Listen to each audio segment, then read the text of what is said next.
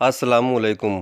قطب الدین خلجی یہ بادشاہ سلامت علاؤ الدین خلجی کے بیٹے تھے۔ جی ہاں، وہی علاؤ الدین خلجی جو کہ رانی پرماوتی کی وجہ سے مشہور ہیں۔ جب علاؤ الدین خلجی اس دنیا سے رخصت ہوئے تو ان کے ایک قریبی وزیر اور نہایت ہی وفادار ساتھی ملک نائب نے بادشاہ کے خاندان کو چن چن کر قتل کروا دیا اور علاؤ الدین کی بیوی کو قید خانے میں ڈلوا دیا۔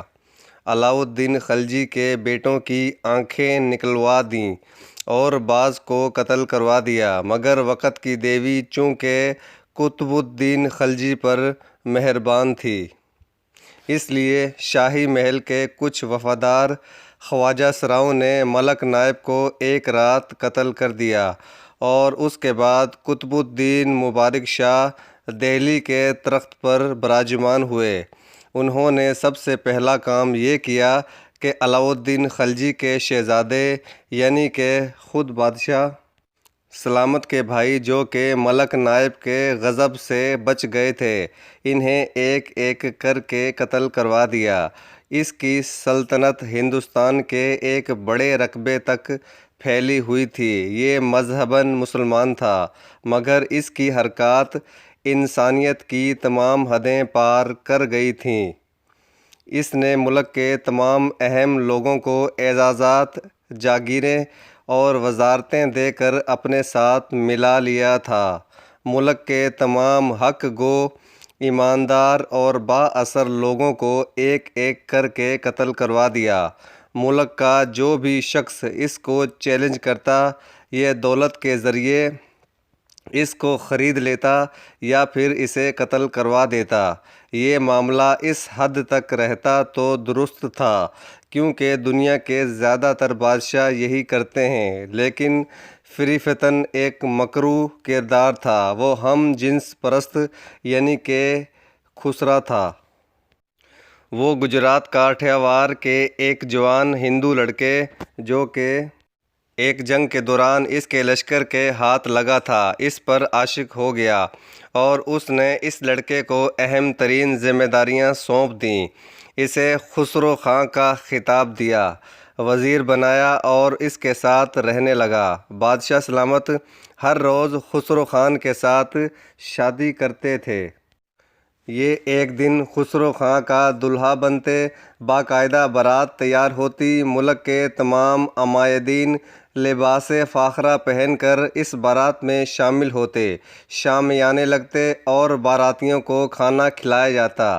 قاضی صاحب آتے اور بادشاہ سلامت کا نکاح خسرو خاں کے ساتھ پڑھایا جاتا، اور اس کے بعد ڈولی رخصت ہو جاتی۔ اگلے دن خسرو خاں دلہا بنتا اور بادشاہ سلامت قطب الدین مبارک شاہ خلجی اس کی دلہن بنتے، اور اس تقریب میں بھی عمائدین سلطنت باقاعدہ شرکت کرتے تھے۔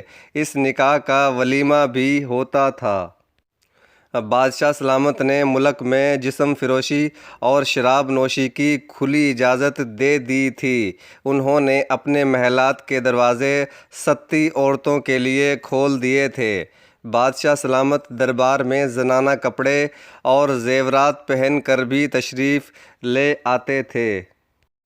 درباری ان کے حسن و جمال کی کھل کر تعریف کرتے اور انعام و القابات سے سرفراز کیے جاتے۔ قطب الدین مبارک شاہ خلجی نے ہندوستان پر 4 سال 4 ماہ حکومت کی، اور اس دوران خسرو خاں اس کی کمزوری بن گیا۔ خسرو خان نے اس کمزوری کا بھرپور فائدہ اٹھایا۔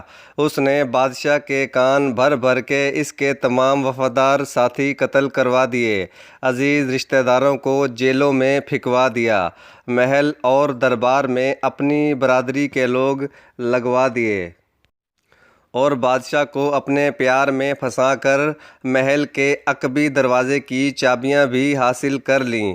تاریخ فیروز شاہی کے منصف ضیاء الدین برنی لکھتے ہیں کہ یہ شخص خسرو ہر وقت سلطان کو ہلاک کرنے کے بارے میں سوچتا رہتا۔ ظاہر میں تو وہ ایک بدکار اور بے شرم عورت کی طرح اپنا جسم اس کے حوالے کر دیتا، لیکن باطن میں وہ سلطان کی زیادتی پر غصہ کرتا اور خون کے گھونٹ پیتا رہتا۔ پھر ایک رات خسرو کے مسلح ساتھی محل کے عقبی دروازے سے شاہی حرم میں گھس گئے۔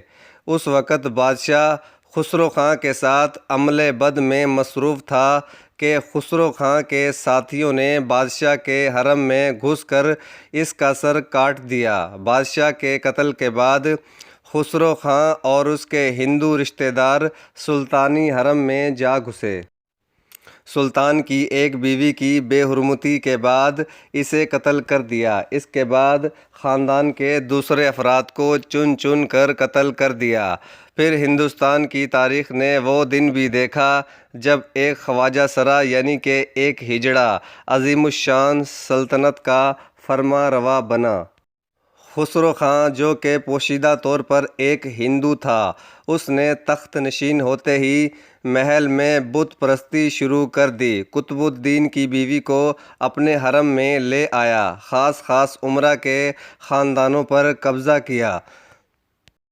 مسلمان عورتوں اور کنیزوں کی خسرو اور اس کے رشتہ دار بے حرمتی کرنے لگے۔ اسی خسرو خاں نے سب سے پہلے ہندوستان میں گائے ذبح کرنے پر پابندی لگائی۔